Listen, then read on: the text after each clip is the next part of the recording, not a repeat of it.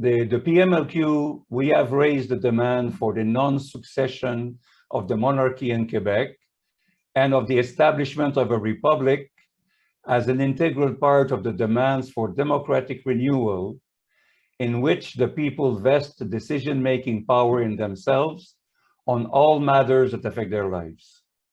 According to us, it is part of the work to build new institutions that affirm people's sovereignty at a time, and all the facts of life prove it, when the old institutions have been usurped by narrow private interests that accumulate all wealth and power in their own hands, and whose decisions create great dangers for the people.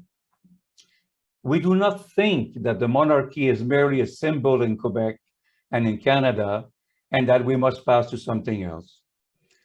Who has forgotten that the Constitution 1982, with its Charter of Rights and Freedom, and its unreasonable limits on right and an unworkable amending formula, both of which are sources of perpetual crisis, bears the signature of Elizabeth II, and Quebec is not a signatory of this patrioted constitution. It is also a fact that we live every day, that any law passed in Canada and Quebec must receive royal assent to a governor general, and here in our place is lieutenant gouverneur.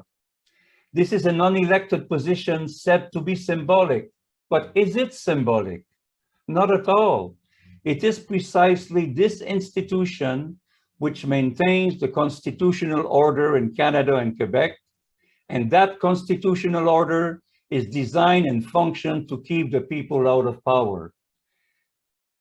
So we think that it can be done, that changes is brought about, because it is the fundamental right of a people to decide all matters that concern them. The people can very well elect a constituent assembly, including in Quebec, write a constitution that vests sovereignty in them on a modern basis, rather than vesting it in the person of a foreign monarch to whom all elected officials, ministers, senior civil servants, judges, and others must swear allegiance.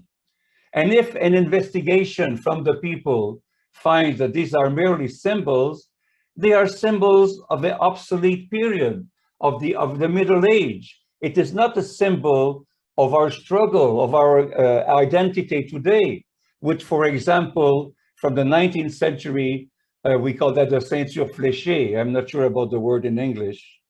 That represent the arrow sash of the patriots who fought a battle, la patrie ou la mort, against British colonial rule in the 19th century. So they fought to establish a republic that recognized the principle that all people, without exception, have the right to govern themselves. And this is the fight we are waging today, in today's conditions. Finally, I want to say something. According to us, the PMLQ, what's the use? And these days we hear this, Quebec identity, Quebec identity. What the use of talking about Quebec identity if this is being used to block the people from Quebec from acting in a timely fashion to create a national assembly that vests the sovereign decision-making power in itself? No privileges, no ostentation, no pretense, no existence above the people or outside their purview. So this is why we've raised a demand for non-succession of the monarchy. And I want to assure everybody, according to us, this is not a matter of breaking Canada, or once again, this is the separatist versus the federalist. Far from it. It is a fight of all of us to seize the time, to seize the spirit of the time, so that we control our destiny. And so in that way, we say renounce to monarchy.